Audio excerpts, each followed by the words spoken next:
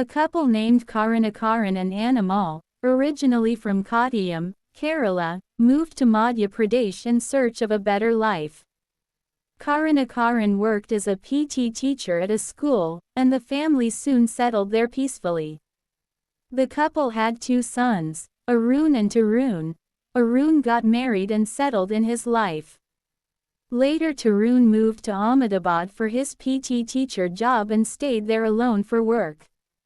At that time his family searched for a bride for him and found Krishnan's daughter Yamini's daughter Sajini, 25 years old, working in a bank, from a Kerala family settled in Ahmedabad.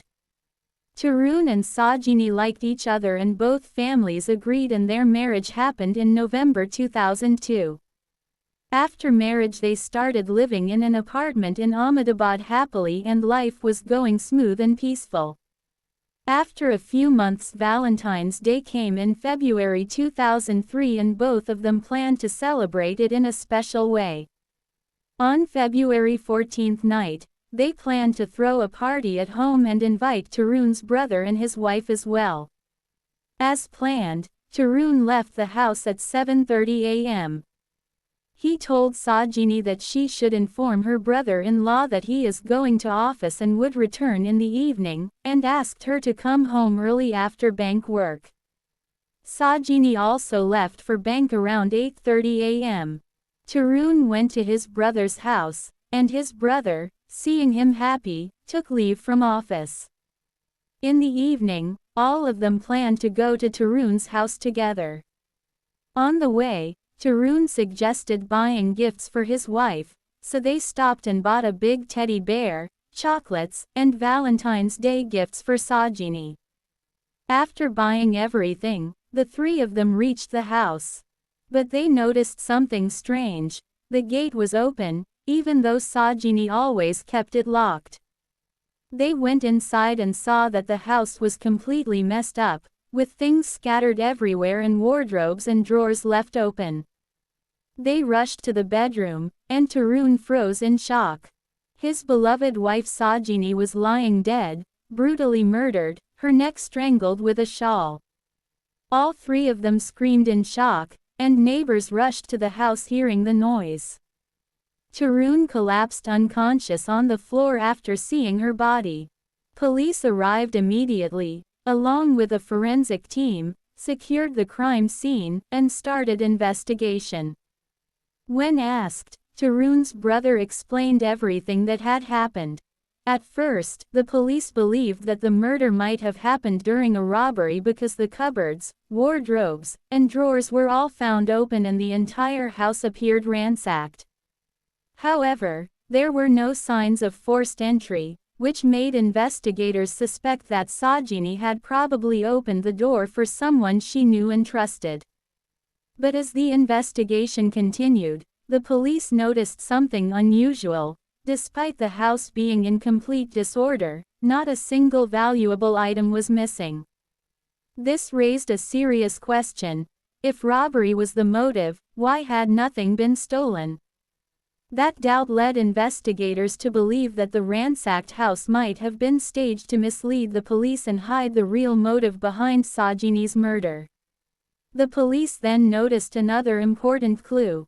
Sajini's tali chain had been cut into 2 pieces. If the motive was really money or jewelry, the chain would have been stolen.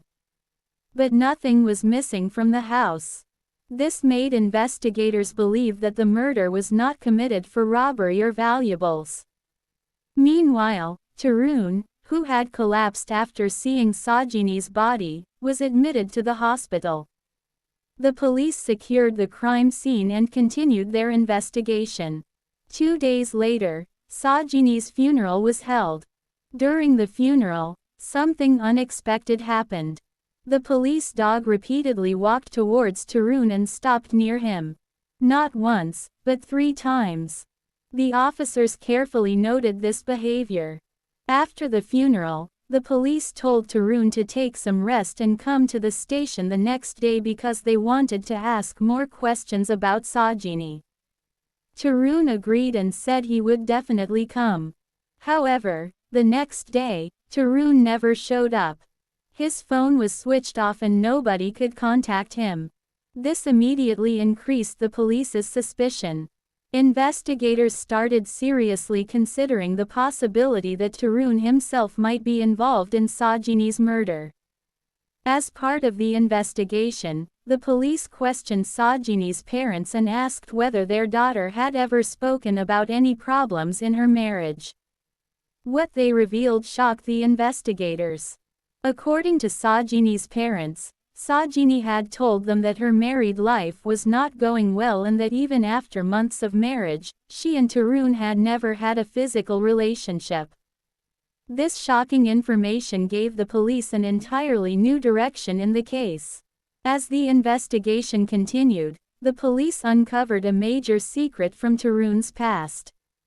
About 3 years before his marriage, Tarun had been in a serious relationship with a woman.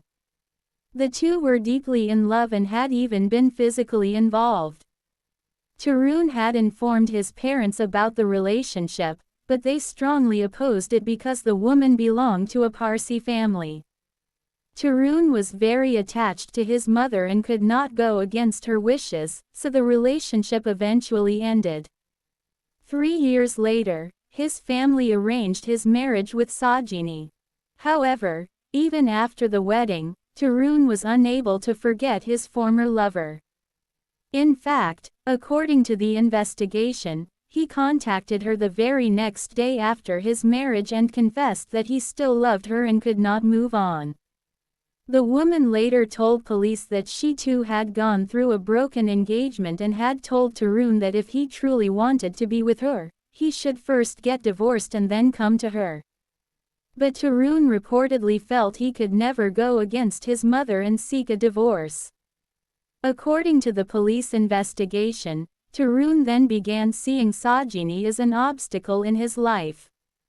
Investigators alleged that he decided to eliminate her instead of ending the marriage legally.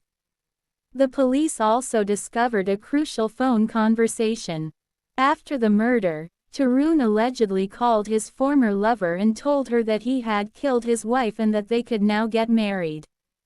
Shocked by what she heard, the woman reportedly replied that she had only asked him to get divorced, not to murder his wife.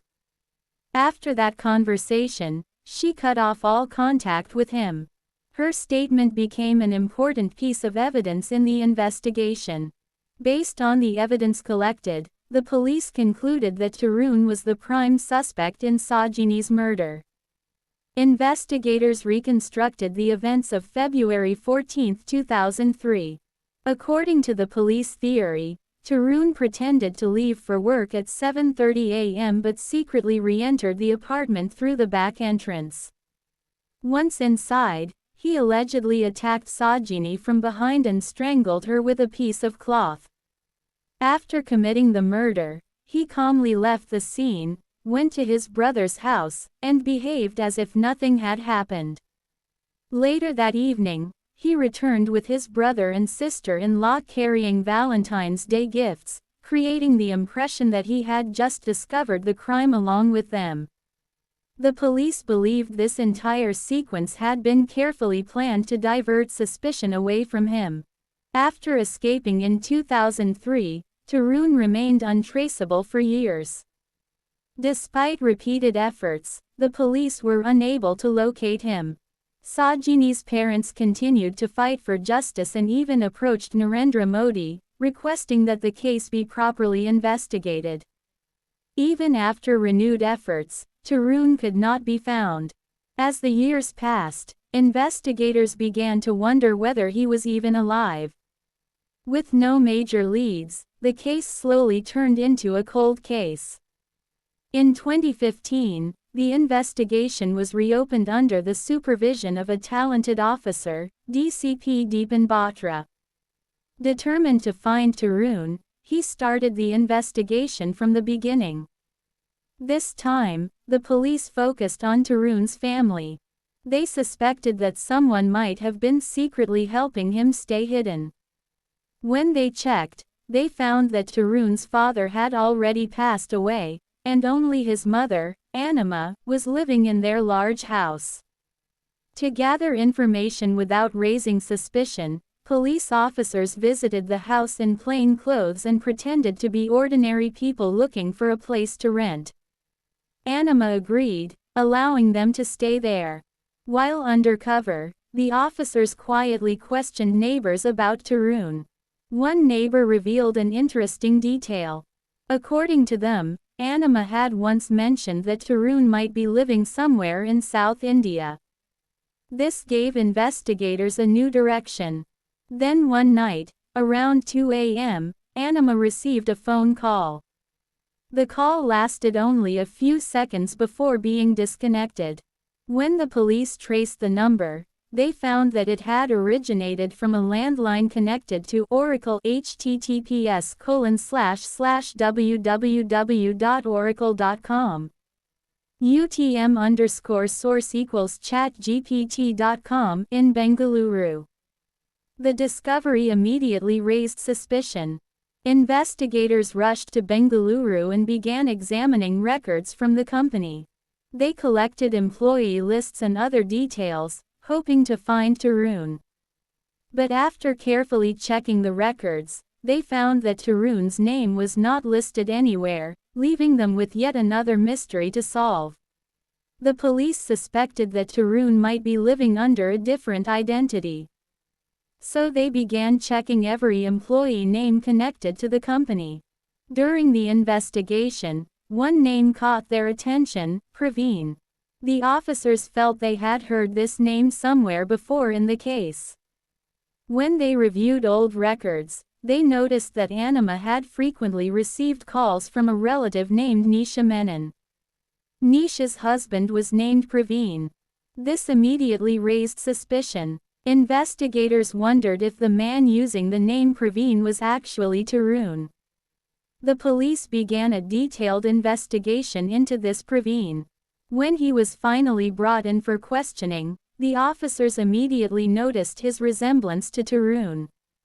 One of the officers reportedly greeted him by saying, "Hi, Tarun." The man became visibly nervous and insisted that he was Praveen, not Tarun. But the police continued questioning him and told him that they had identified him. Realizing that he could no longer escape the truth, he eventually confessed. According to the investigation, after the murder Tarun had fled to Bengaluru. There he sought help from a friend named Praveen while searching for work. For a period of time, he allegedly used Praveen's identity and documents to secure employment and remain hidden from the police. Ironically, the former lover for whom he had allegedly destroyed his marriage did not accept him in the end. After being rejected, he reportedly continued living under his false identity. Later, he met a woman named Nisha Menon, concealed his past from her, and married her. After years on the run, the police finally arrested him and sent him to jail. Even then, the story was not over. According to reports, Tarun later applied for bail and allegedly attempted to escape again. Investigators discovered that he had gathered documents and was preparing to leave for the United States. However, before he could flee, the police tracked him down once more and arrested him again. Several criminal charges were filed against him, bringing one of the longest-running manhunts in the case to an end. Meanwhile, Sajini's family had spent years waiting for justice for a young woman whose life was cut short only a few months after her marriage.